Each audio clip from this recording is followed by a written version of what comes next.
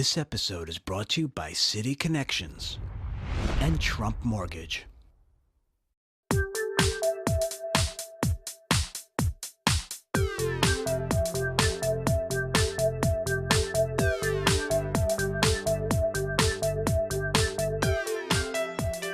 Good day. I'm Abby Overton, and this is The Real Deal. More wrangling this week over approvals for developer Bruce Ratner's Atlantic Yards, along with news of a pair of major mall sales and word that a famous Coney Island amusement park has changed hands and will soon close. But first, we go to our top story. City council members have introduced a counterproposal to a Bloomberg plan looking to take control of a developer tax break called 421A. Under Bloomberg's plan, developers building in certain hot neighborhoods in Manhattan and parts of western Brooklyn and Queens would have to provide 30% affordable housing in their buildings in order to qualify for the break. The counterproposal, supported by about a third of the council members, looks to extend the 30% requirement across the city. 421A wasn't the only tax issue discussed recently by the City Council.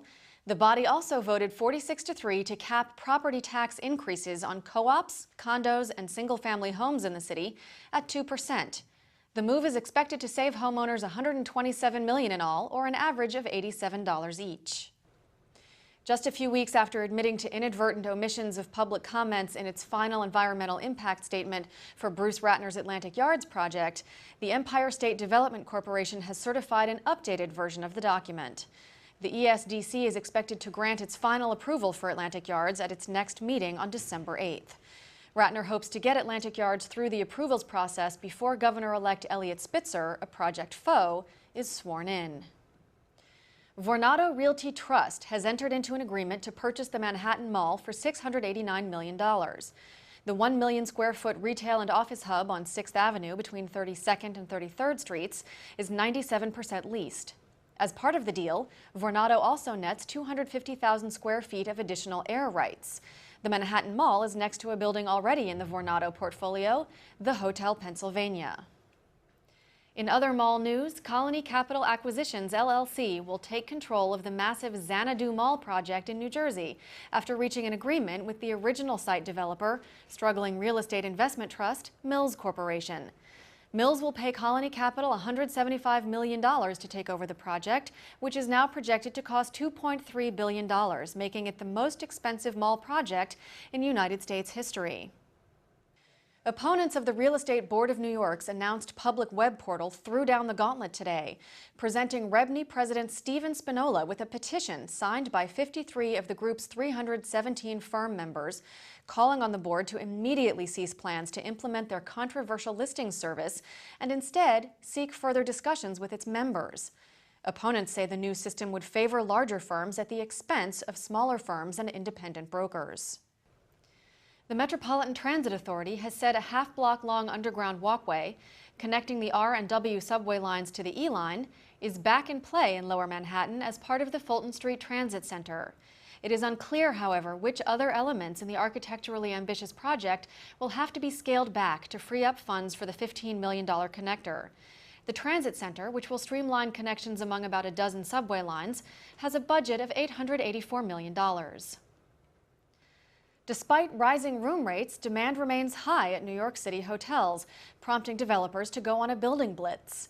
Developers are planning to add nearly 13,000 new or renovated rooms to the current stock of 72,000 by 2010, according to New York City and Company. The group says that most of the new developments will come in the form of smaller, mid-priced, limited-service hotels. Opponents of a plan to include condominiums as part of the Brooklyn Bridge Park waterfront development have lost a lawsuit that sought to block the project from proceeding as planned. A judge has ruled that the Empire State Development Corporation did not break the law when it added condos, shops, restaurants, and a hotel to its plans for a 1.3-mile public park on the East River waterfront. The ESDC says it needs private development money to help pay for upkeep of the new park. SL Green Realty officials say the company will not raise its offer for Long Island-based Rex & Associates Realty to match a competing bid from a group led by financier Carl C. Icahn. The $6 billion SL Green-Rexon merger had been considered a sure thing until a late, unsolicited bid from Icahn and developer Harry B. Macklow came onto the table earlier this month. Shareholders vote December 6th on whether to accept SL Green's offer. The Whitney Museum of American Art has made plans to create a new museum on Gansevoort and Washington Streets in the Meatpacking District by the entrance to the Highline Park. At 200,000 square feet, the planned museum would be twice the size of the Whitney's current home on Madison Avenue at 75th Street. A museum spokesperson said that the museum will not break ground on the project for quite some time while they contend with the public approvals process.